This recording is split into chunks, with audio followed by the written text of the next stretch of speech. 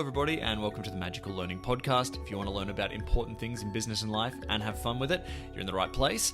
Today is our Author Corner special, where our author in residence and director of learning, Danette Menzies, also adaptability expert, talks to another author about their books and breaks down some of the ideas. They also sort of break down sort of what it's like to write a book and what have you. And today, Danette is talking to Michelle Gibbings. This is a fantastic conversation, and if the idea of influence being a skill that you want to cultivate is something that interests you, this is an amazing conversation. It features an amazing quote, which is that Michelle says she loves nothing better than being underestimated, and I love that phrase, so look out for that. But otherwise, enjoy this amazing author corner between Danette and Michelle Gibbings.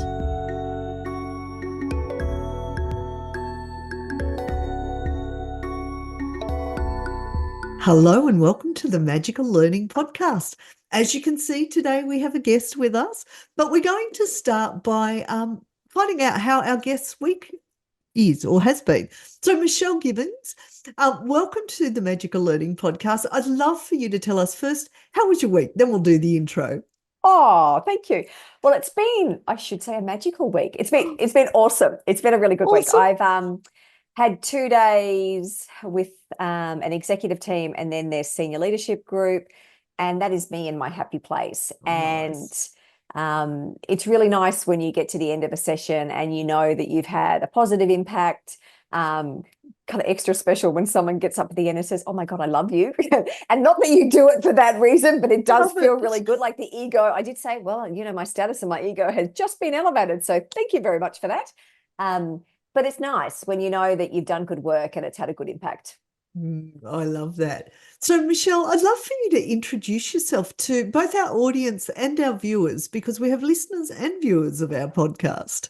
So my background is predominantly corporate. I had 25 plus years in corporate in a variety of roles. Yeah. You know, often people often look at my background and go, how did you do that? You know, you made really big functional jumps. Nice. So I originally started in politics. I then went to the mining sector, then financial services. And throughout that time, I was everything from a company spokesperson to running large scale change programs, to being the head of compliance, to being an advisor to the CEO, a chief of staff. So lots of different things. But at the core is I absolutely love learning. And so I could throw myself into environments where I didn't know a lot, but I had curiosity and a huge appetite to learn. I was always willing to take a risk with my career. I used to have this expression, and it's a little bit revolting, but I used to have this expression when I was accepting a role, if it didn't make me want to vomit from a little bit of fear, I knew I wasn't pushing myself hard enough. I love that. And then I got to my last big corporate role, which was really not a very nice environment for a raft of reasons. And it was not that the people weren't nice. There were just some things that were not working for me. Yes. And I went on a meditation retreat and it changed my life. And I still remember coming home to my husband and saying, I'm done. And he was like, whoa, like done with what? And I'm like, no, not you. I'm done with corporate. And he goes, oh, okay. What are you going to do? Nice. I said, I'm going to open a business. And he goes, in what? I said, I've got no idea. And that was 10 years ago. So almost to this day, I have hit my 10 years in business. Congrats. Yeah. And let's celebrate that one. I know, did the party dance. Yay! That's awesome. And, you know, in that 10 years, I've discovered so much about myself. Some of it new, some of it a confirmation for what I already knew. Nice. And I love what I do. And look, it's hard work. I always say to people who start your own business, it can look glamorous, but it's hard, and you would know this. Definitely. But it's also incredibly rewarding, and I keep learning. I keep doing new things. I keep meeting amazing people like you, and that's one of the things that I love doing is you meet these people and you go, oh, wow, how cool is that? Look what they're doing. That's really amazing. And, you know, there's another evolution that's coming as well, because I think that's the thing when you're in business, you keep evolving and growing. So I submitted my PhD in May, and congrats. Well, I haven't quite finished yet. So the next 6 months, I said to someone earlier, you know, in the next couple of weeks, you'll either hear someone screaming in excitement or someone sobbing in tears, depending on what the feedback from the examiners is. But that's a continuation of me and my love of learning. Love And it. I know where I want to go with that. So I actually head off next week to the Academy of Management in Chicago to present, which is Congrats. Oh, I love exciting that. and terrifying. Yep. And, it's the biggest conference I've ever been at. 10,000 people, 2,300 sessions. Like just Wow. even navigating what you go through is a Yeah. whole new world. But being in business, working for myself, doing what I do, which is very focused on how do you help people navigate complex environments Nice. so they can get good outcomes. And I Yep. do that in a raft of ways, but really at the core is that piece around influence. How do you help people understand that influence is a skill? It Yes. is not just innate. It is something that you can cultivate. And often people look at me and go, "Oh, but this clearly was easy for you. You're confident." And I'm like, "Hey, baby, buddy, no. This is all learned. Yes. Look at me early in my career and I had big fat zero confidence." So that's my potted history. Oh, I love your history. Oh, we're going to go down a great discussion today. So I have a background, Michelle, just so you know, I work with a lot of financial people because I have an accounting background, but I'm a people person. And accountants are always wanting to know, how do we influence better? And I'm like, it's a skill, you learn it. Oh, I'm loving all the stuff that you've just shared with me. And I really love the fact that when you took a role before you started your own businesses, that there was that little bit of vomit, because that does, like, when we get there, we're at the edge of our comfort zone, but knowing that when we move into that new one, we continue to grow. And so just listening to your career, your life path is amazing. So I'll start with some questions that we started with, but I'm going to add a number of them. So, one of the topics that you put forward was around talking about building within your organisation, your team's entrepreneurial culture, and I'd love to hear more about what that culture looks like, and what are some key things that if people are running businesses or they're working in organisations, that they could help to actually do this with their teams. Yeah, lovely. And look, and it's interesting because at the core is this is that sort of sense of creativity and idea generation. And often people think you're either creative or you're not. And when they think of creativity, they think of, art and drama and music, as opposed to thinking of creativity and innovation as that sense of part of this is idea generation, but it comes on a scale. And so there's simple innovation, simple creativity, which is more about just making things better. Then there's that more radical creativity, radical innovation, which is very much following in the line of Clayton Christensen's work about that sense of it's disrupting, it's doing something that's totally different, that's never even been thought of before. Yep. And so when you think about your team and the environment that we're moving into, we need people in teams who can think differently, who can challenge the status quo, who are willing to look at problems from different angles, but also willing to go, "Hey, we haven't done this before. Let's figure this out." Or actually, we need to go into a new market, or we need to service our clients differently. And maybe that means we need different products, or maybe we need to be different processes or different service offerings that we're going to be giving them and different products that go with that. And so when you're thinking about that sense of internal creativity, you're giving your team the responsibility, but also the encouragement to be innovative, to think differently. And that doesn't mean you just leave them to their own devices, because there does need to be some sort of boundaries that sit around this. You don't want people to get, as you would know, creative with accounting. You don't want people to get creative with processes that work. So it's about going, okay, as a team, where are the ideas or things that we know that we need to do better? Let's get some boundaries around what that actually looks like. And that might start with, hey, what frustrates you at work? Where are some of the pain points in our everyday processes? What might be some things that we can actually do better?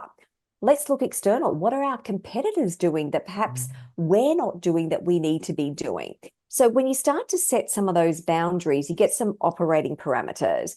And then core to this is creating the safety that your team know it's safe to experiment. It's safe to share ideas.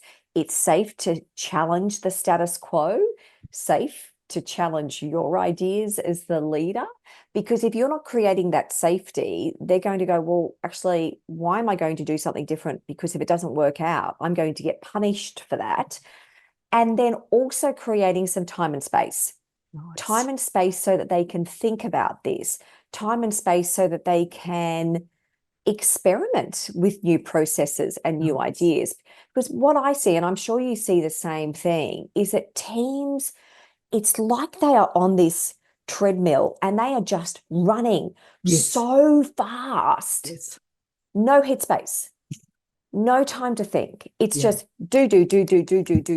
And then, oh my God, I've got 500 emails. My email, like that, you're the email slave. I'm just responding to my emails. As opposed to going, let's carve out time. Let's get really deliberate about how we're spending our working day. Yeah, I'm now going to swing back to, your purpose and your passion behind what you do, because we're very aligned in your message here. I'm curious about your PhD topic. So does that link to that? Are you willing to share a little bit about that? Because I'd really love to hear a bit more. Oh, thank you for getting all nerdy with me. I'm a total learning nerd. So there's a number of elements to it. I'm looking at the relationship between a specific type of leadership, which is called servant leadership. And servant leadership is all about how do you serve the needs of the people who work for you? And so apart from, you're not thinking, oh, I'm the leader, I'm the little demigod, it's all about me. You're really going, actually, I'm here to help my team members succeed. I'm here to help them get to where they need to get to. So what is it that requires then for me? And so the key part is to really understand that particular type of leadership. How does it then impact the ethical nature of the employee's decision making? That's fascinating. As it interacts with gratitude. So the thinking behind this is we know that gratitude and the feelings of gratitude can shape how people think, how they process information, and it can actually lead people to make more ethical decisions. And so what I was interested in exploring was, if I've had an interaction with my leader and it's a positive interaction and I therefore feel more grateful, if I'm then faced with a relatively binary choice to be more or less selfish, more or less ethical, am I going to be more ethical, less selfish? Some interesting findings. I can't share those with you. No, that's okay. It's got to go to the examiners. It does. There's been some interesting findings, and it does connect into the work that I do. One of it's a personal passion. I find the whole area of positive emotions and understanding how those positive emotions, how you can activate them at work, because you can. There's things that you can do to activate those emotions. And what does that then mean in terms of how you show up, how you make decisions? And part of it is a consciousness. I often say to leaders, our emotions are fleeting and we don't necessarily notice those emotions, and we don't notice the emotion, that what triggers the change of that emotion. We might go, oh, I'm feeling something, but we don't consciously go, I've just been triggered. As a result, I now feel this. Therefore, am I now in the best emotional state to be talking to my team member, talking to a client, making a decision about an investment? Because we love to think that we're logical, rational human beings. It's so not. No, exactly. And I had someone the other day who said to me, oh, I've been reading this book, and in this book, they tell you how you need to just divorce emotions to be able to make decisions. And I said, and I was, you kind of go, I need to be able to tell you, actually, from a neuroscience perspective, that's actually impossible. You can't do that. And that's what I always find interesting. I think and you would find this as well. There's a lot of really interesting books out there, interesting ideas, but when you pull it apart, there's no science or substance that sits underneath it. And I think that's probably core to my work. I want everything that I do to be couched in a practical element that people can take away, but it has to be evidence-based. Because I see a lot of situations where ideas are put out there and there's no evidence that sits underneath it. And it might make someone feel good, but it's feeling good isn't going to help you. Totally.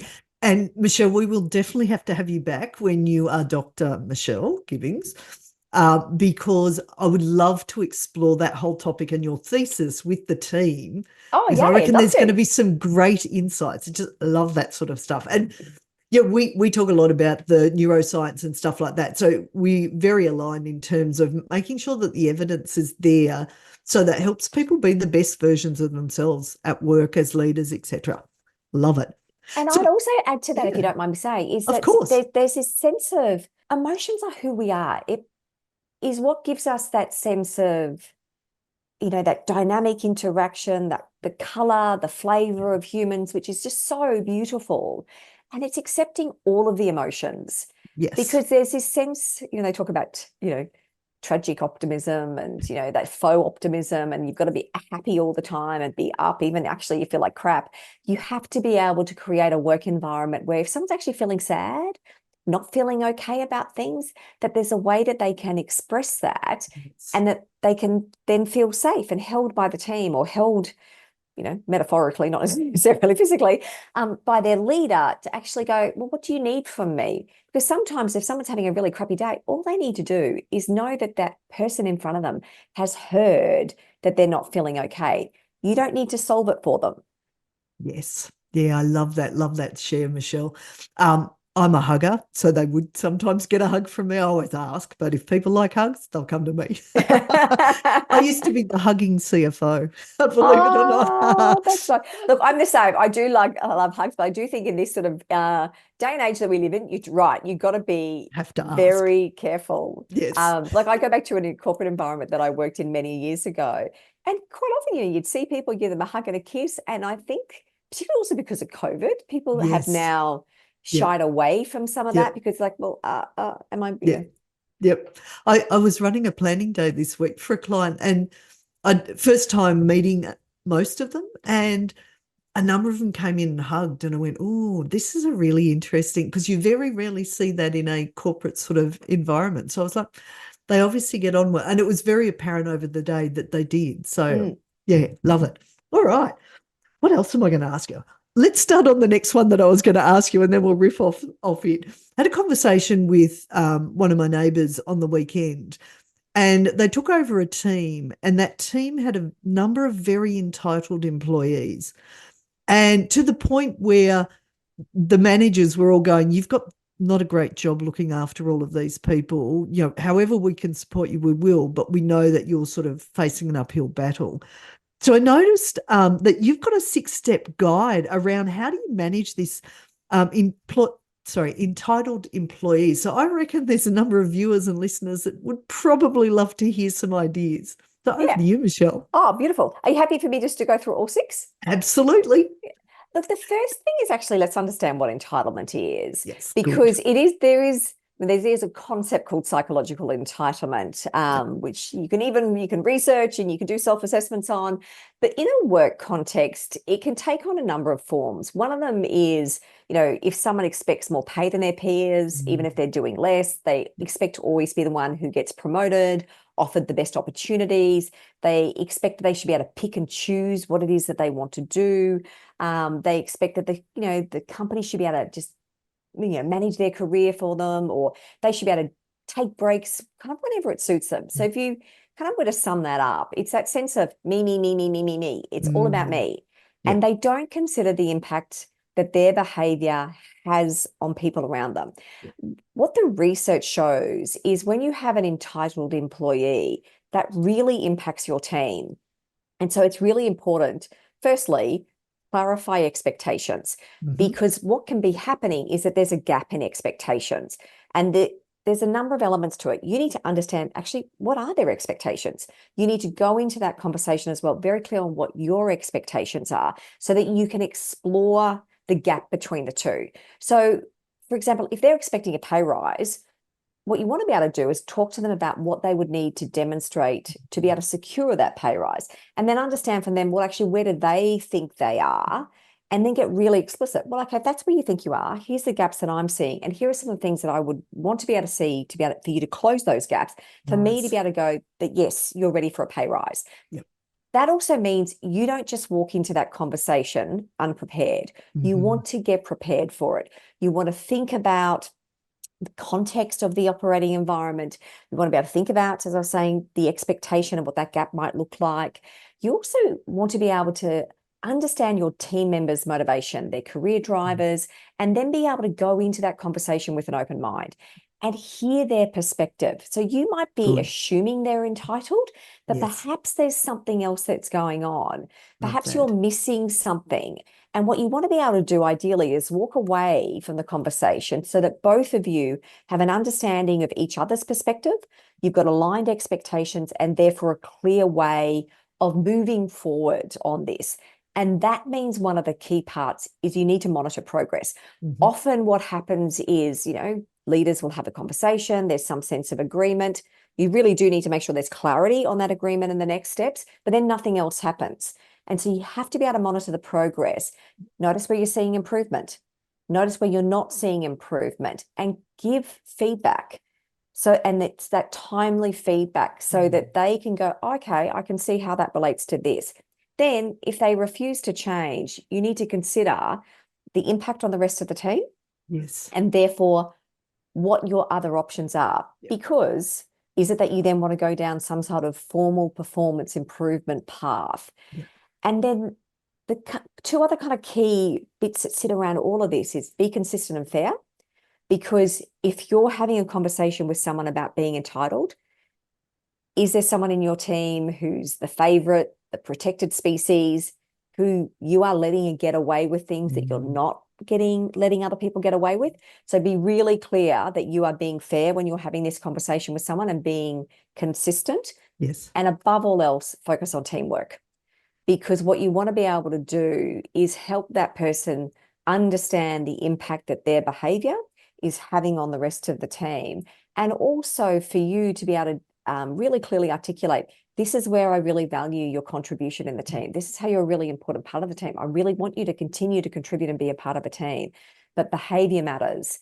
And these are the standards. So for you to continue to be in the team, these are the things that I need to see. And if I'm not seeing that, then we're going to need to have a conversation around what those next steps might be. Love that.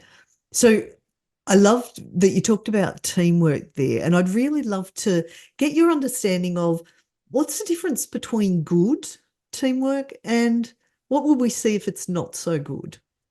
I always think you can sense it. You can walk into a room and go, yeah, there's something that's missing. So it's not just the vibe, as they would say in the castle, but there is a sense of that and there's a balance, because there's something which is really nice about a team that's collegiate and there's banter and there's fun. But when a team is too collegiate, too friendly, then there's no challenge. And so you need that balance between we're going to be collegiate, but we're going to challenge. We need very clear responsibilities around who does what, because often where I see tension points in teams, it's not clear who's got accountability for what, and that diffusion creates tension. The team member, the team leader needs to be very clear and get agreement from the team around how the team works together.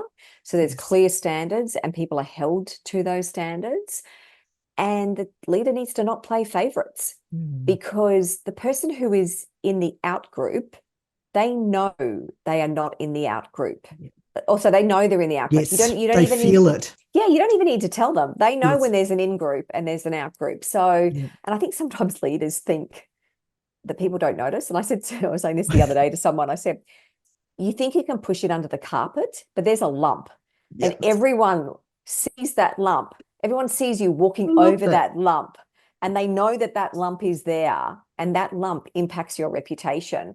So I think teams can mean slightly different things to different people, and different people need different things from a team environment as well. And that's why I always say there's never a cookie cutter approach. What it is for you as a leader, and recognize that your team is different every time one person leaves or joins. Your team is different. So this is not a set and forget. This is every time the team comes together with someone new or someone leaves, you're reforming, you're re-agreeing about how you work together. That's so important. And often leaders don't do that. They go, oh, well, I did a team day last year and we've done our team agreements and they've been sent around to everybody. Yeah, but what about the two newbies who turned up last month? Oh, yeah, we sent them to them. We sent them an email. Ouch. Or they've had a buddy and the buddy's taken them through, but there's no buy-in. Yes. There's no Yep. conversation. And I always remember the best leader I ever had was early in my career. And she said to me, yeah, Michelle, I get you're ambitious and you want to do well and all that kind of stuff. But she said, your job is to really help people get to where they can't get to, but for the fact that they're working for you. No. And you have to balance the task and Yep. the people. And she goes, your focus at the moment is too much on the task. And you then by default do a bit on the people. And she said, this is not to say that you're not a nice person, but she said, you have to focus more on the people, because when you focus first on the people, that task bit will happen. They will do the work and do the work better because they feel connected and engaged and part of something that matters.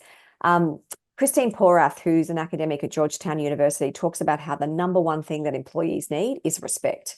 Yes. And if you create an environment where your team is respected, the individuals in that team are respected, they will work and deliver more and deliver Yes. higher quality work as well.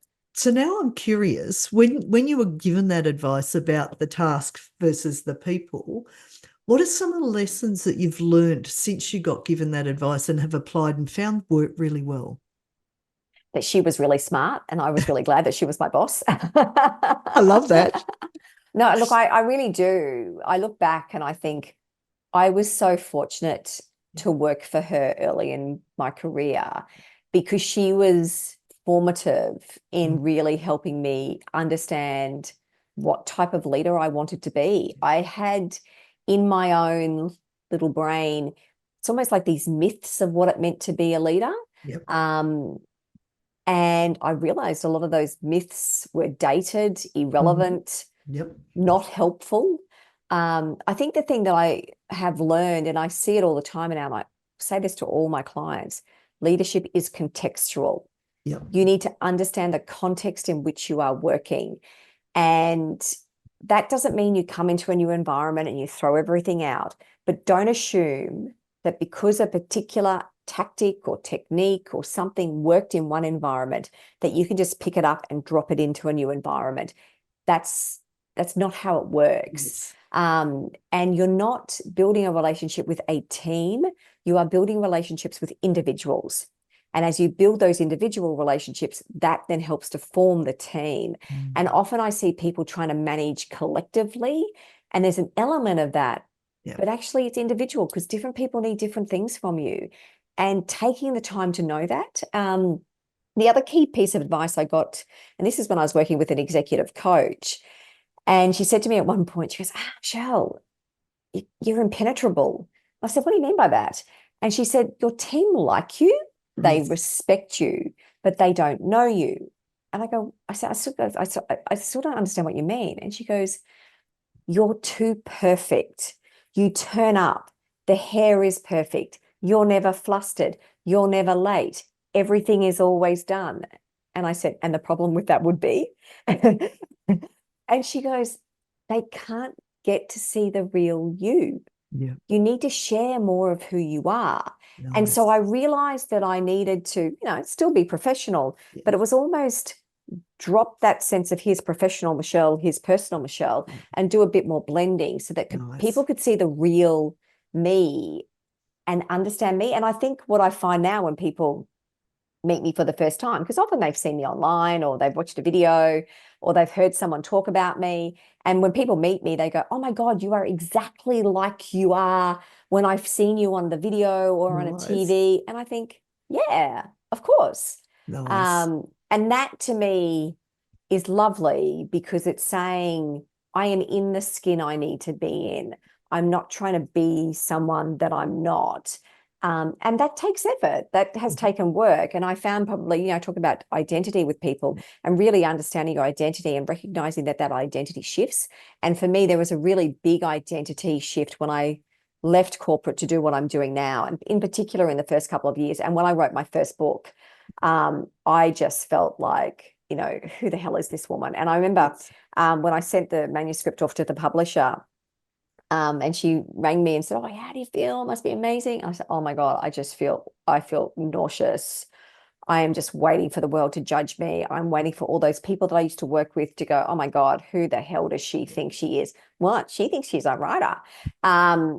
But then when I got to my second book, I was like, who cares? Yeah.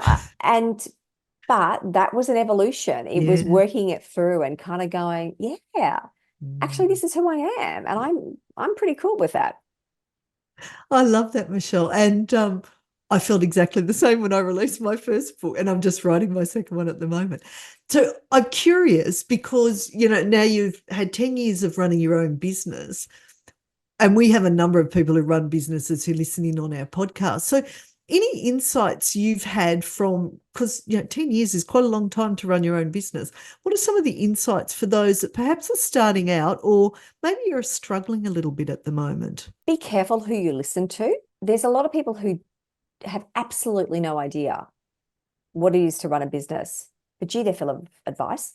But there's also some people who can be incredibly helpful, and paying for expertise to help you is really important. Don't expect people to do things for free. And, that doesn't mean that people won't, but there's a reason why people charge, and sometimes there can be a big dollar attached to it. So that, I don't go equate the dollar with the value. I think you've got to do your own homework to work out who works for you. And you've also got to work out when you've outgrown something. So I've done a number of things in my early days, which were absolutely pivotal and helping me. But then I then got to a point where this isn't giving me anything else that I needed. And so I was able and very comfortable to exit. And so you've got to know when to enter and when to exit. Really important to have someone around you, and it only needs to be one person who is absolutely your cheer squad, and that's my husband. He has been amazing, leaving corporate where I was earning bucket loads to go, hey, and I remember my first year of business, I said to Craig, ooh, I just earned what I earned the first year out of university. Let's give Craig a big shout out. Yeah. Oh, look, I often say to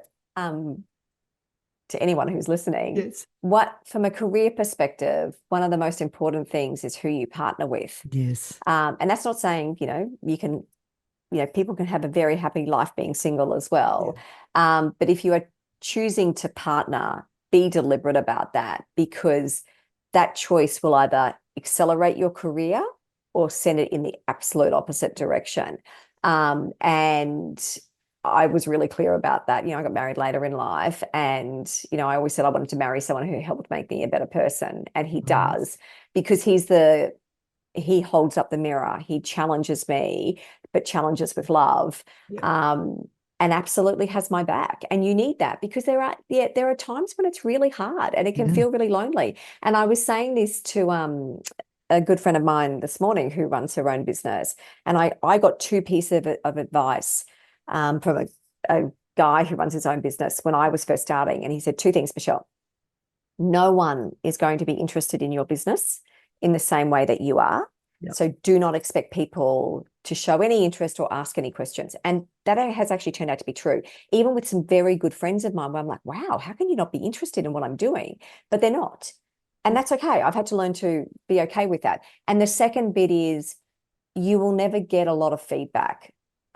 So sometimes the client feedback is they've rehired you. And the fact that they've rehired you, you know that you've done a good job. Occasionally, like yesterday, I woke up this morning to a lovely email from the CEO to go, oh my God, the team just loved the last couple of days. Yeah. And that's lovely, but you don't get that all the time, or you'll get it secondhand. Yes. And so what he was saying is, you need to find your own proof points of progress, and you need to celebrate your own milestones, because sometimes those milestones as well that are really important in the evolution of the business are some that no one else is going to know about. So you need to find ways to reward yourself. Don't get distracted by shiny new toys. There are so many technology things out there. You don't need the latest this, the latest that, the latest app, the latest whatever. So be really clear. Yes, you hire experts when you need it, but it's the same with all of the platforms and tools and technologies and this and that. Work out what works for you and don't get distracted. And it's a bit like with, I love being on podcasts. I cannot tell you the number of times people say to me, oh, Michelle, I can't believe you don't have your own podcast show. And I said, I have zero interest in running a podcast show. Yep. I do little videos every week that I share. I love, so thank you for having me. Absolutely love being on other people's podcasts. I just love it. It's great. Yep. I don't want to do my own. And so that's the same, be clear. Yeah. Where do you want to play? And therefore, what do you want to say no to? And don't be distracted that because everyone else has got this, that you have to have it too. Run your own race. Love that advice. And big shout out to Jez, who is our podcast host and also our fabulous producer and editor. So that's why we do podcasts, Michelle, because we've got the great Jez on our team. So we're just about at the end of our conversation, which I'm loving. Curious, anything else you'd like to share? Life's an adventure. I look at my career, and if someone had said to me when I was 18, or even when I was finishing university, Michelle, this is what you were going to do, I would never have been able to map it out. Even a year before I left corporate, if someone had said to me, oh, Michelle, you're going to run your own business, I would have gone, I'm a corporate chick. I know how that, I kind of know the corporate world. Yeah. Be open to the opportunity. And I think part of it is a risk thing. So I have a high appetite for risk, but I also have a very risk adverse financial management strategy in the background. Yep. And so, when I wrote my second book, and excuse the language, you've been allowed to swear on your show, but I have this whole section in the book around career lead, which is called Fuck You Money.